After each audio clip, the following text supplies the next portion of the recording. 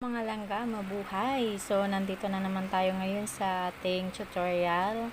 Ang topic ngayon ay all about addition and subtraction of polynomial. So, meron tayong dalawang method na gagamitin, ang horizontal at saka vertical method. Naman natin ang horizontal method. So, meron tayo ditong given problem na 9x plus 2y minus 5x plus 3 minus 8y. To simplify the terms, we have to use the commutative and associative properties so that the similar terms can be combined. So, we can combine here 9x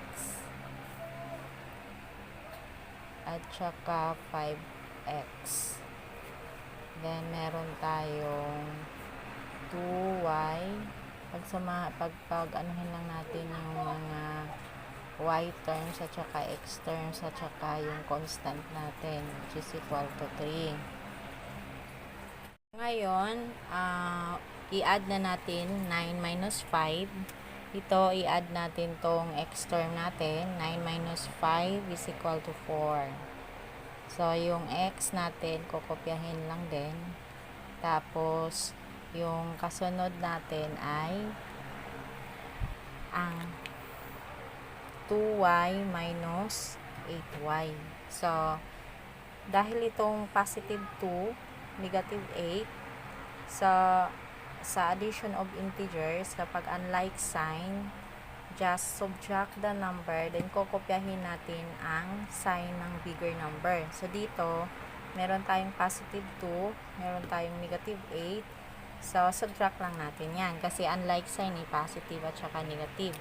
So, pag i-subtract natin, yung 8 sa 2, or 2 minus 8, ang sagot niyan ay 6. So, dahil malaki yung sign ng 8, negative yung ano natin, negative 6y. Kasi, sinubtract natin yung 2 at saka 8, mas malaki yung sign ng 8, kaya negative yung sign na gagamitin natin sa sagot. Then, just bring down the 3, kasi wala ka namang idagdag sa 3, kasi isa lang naman constant yan. So, this is our final answer. Here, another example, 3x squared minus 4x minus 8 minus x squared plus 4x minus 11. So, una natin gawin, yung may x squared tayo. So, pagsamahin na muna, combine 3x squared. Tapos ito, negative x squared. Tapos, yung 4x natin minus 4x at saka yung 4x din natin na isa. Tapos meron tayong number 8 at saka negative 11. So dito meron tayong numerical coefficient dito na 1 sa x squared. Kahit wala tayong nakikitang number dyan, automatic merong 1 na numerical number dito sa x squared natin. So, pag mag-minus tayo, 3 minus 1. So, ang sagot is 2. Tapos, kopyahin natin yung x squared. Tapos, itong 4x plus 4x, 0 na yan. I-cancel na natin yan. So, negative 4 plus 4. So, isang negative na number at saka isang positive na number is equal to 0 na yan. So, hindi na natin isusulat yung 0. Tapos, yung negative 8 at saka negative 11, kapag like sign, sa addition of integers, sa like sign, i-add mo lang yung number, i-add natin yung 8 at saka 11, that is 19. Tapos, kukopyahin lang natin yung common sign nila, kaya minus yung ating sign natin is negative. So this is our final answer. So another example, we have 4 plus the quantity of 2x minus the quantity of 4y minus 3x plus 1, plus 9. So dito sa given na yan, ang una nating isa-solve ay yung nasa loob ng parentheses. Ito muna yung una nating isa-solve. So dito ay negative. Dito meron tayong constant number na 1 dito. So ito muna yung sign na muna yung i-ano natin, i-multiply dito sa loob ng parentheses. 4 plus, so pwede nang ganito muna, 2x, kopyahin lang muna natin yung 2x, tapos itong negative 1 times positive 4y, so negative times positive is negative 4y sa multiplication ng ano natin, law of multiplication natin sa integers. Negative times positive is negative, so kaya tayo dito ng negative, lagyan lang natin dito ng 1, so negative 1 times 4y, or pwede rin namang negative number lang direct natin dito, pero dito meron tayong constant na number na negative 1, dapat ang imaginary number natin dito.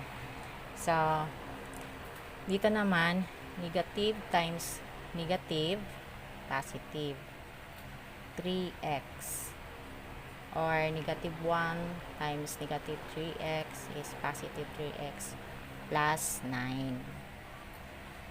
Ayan. So ngayon, ito naman yung i-simplify natin. So meron ulit tayo ditong imaginary number na 1, positive 1. Or kung pwede rin naman i-direct natin positive, pero mas okay kung lagyan natin dito positive 1. So na natin by distributive property. Okay, so positive 1 times 2x is positive 2x. Positive times negative is negative. Positive times negative is negative 4y, or positive 1 times negative 4y is negative 4y. Pero ang ginagawa ko kasi dito, yung sign lang yung ko, kapag wala dito yung 1, hindi ko na sinasali yung 1, yung sign lang yung pinag-multiply ko. Pero sa standard na dito, meron tayong imaginary 1 dito. So gamitin na lang natin. Positive 1 times positive 3 is positive 3x. Then positive 1 times positive 9 is positive 9. So ngayon, combining like terms na tayo. So meron tayong 2x. Unahin natin yung mga x terms at saka y terms. Meron tayong 3x. Pwede natin i-combine yung dalawa. Tapos sunod sa x, y naman. Meron tayong 4y. Tapos meron tayong 4 plus 9. So from here, so dito na tayo so ano nang sagot nito? So i-add na natin 2x plus 3x is meron tayong 5x. So in-add lang natin yung whole number, tapos common kopyahin natin yung x. Then dito wala tayong mai-combine sa 4y, so just bring down 4y kasi wala namang y terms dyan, isa lang naman. So itong positive 4 plus 9, i-add natin yan, and ang dito is positive 13. So ito yung final answer natin. Another example is 3b minus 2a minus the quantity of 7b plus 4 plus the quantity of 2a minus 7. So, una natin gagawin, ito muna yung isimplify natin ito. Yan. So, yung mga hindi natin gagalawin, just bring down the number at saka yung variable. So, ito, 3b at saka 2a, hindi pa natin yung gagalawin. So, dito, meron tayo ditong 1 as our imaginary number na i-multiply natin dito sa 7b at saka sa 4. So, dito, negative 1 times 7b is negative 7b. Tapos, negative times positive is negative. Negative times positive is negative. So, negative 4. Sa multiplication law of multiplication ng integer is negative plus negative times positive is negative ang sagot. So, dito naman meron din tayong imaginary number na 1 dito. So, positive 1 times 2a is positive 2a. Tapos, positive 1 times negative 7, that would be negative 7. So, ngayon, combining like terms na tayo, ito mayroong 3b tayo, meron ding 7b. Tapos, meron din tayong 2a, ito, at saka positive 2a. Tapos, meron tayong negative 4, ito, at saka negative 7. So, yung negative 2a at saka positive 2a, cancel na natin yan. Equivalent to 0 na yan eh.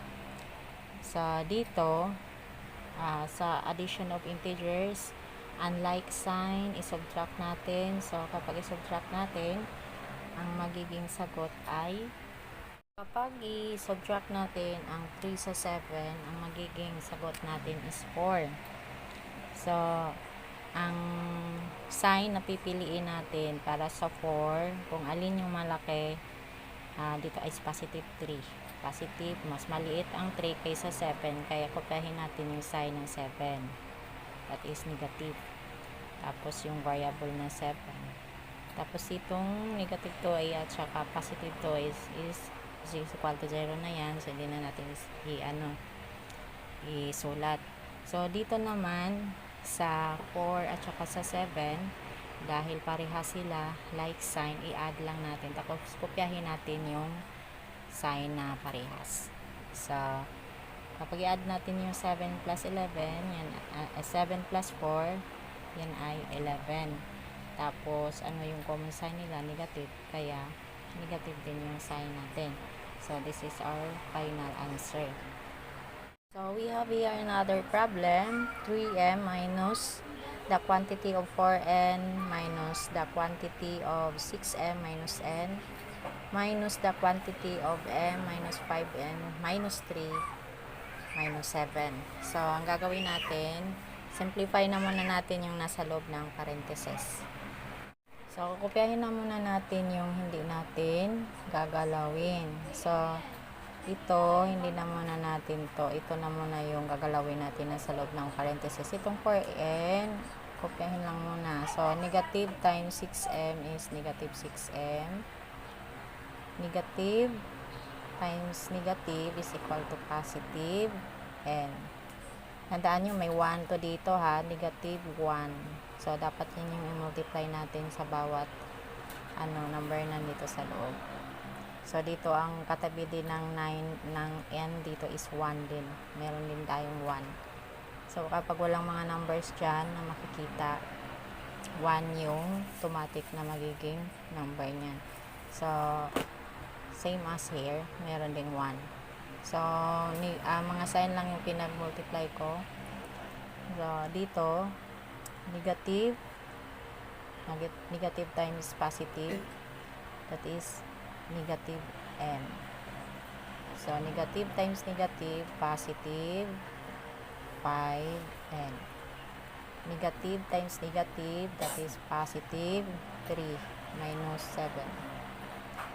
So, ayan.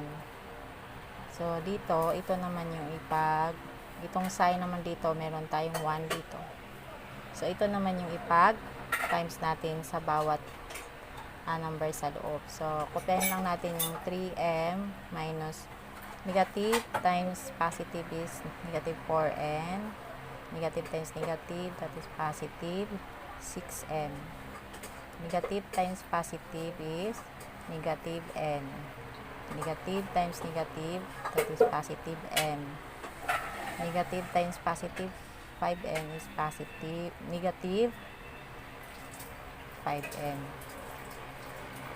Negative times positive, that is negative 3. So, negative times negative, negative 1 times negative 7 is positive 7. So, ngayon, pwede na tayong mag-combine ng like terms. 3m, ito, tsaka 6m plus 6m plus m. Tapos, yung n natin, minus 4n minus n minus 5n minus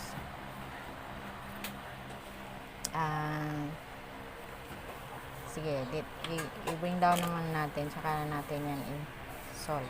Dito is i-add na natin yung 3 plus 6 plus may 1 tayo ditong may 1 tayo ditong imaginary number. So, 6 plus 3 plus 1 is equal to 10.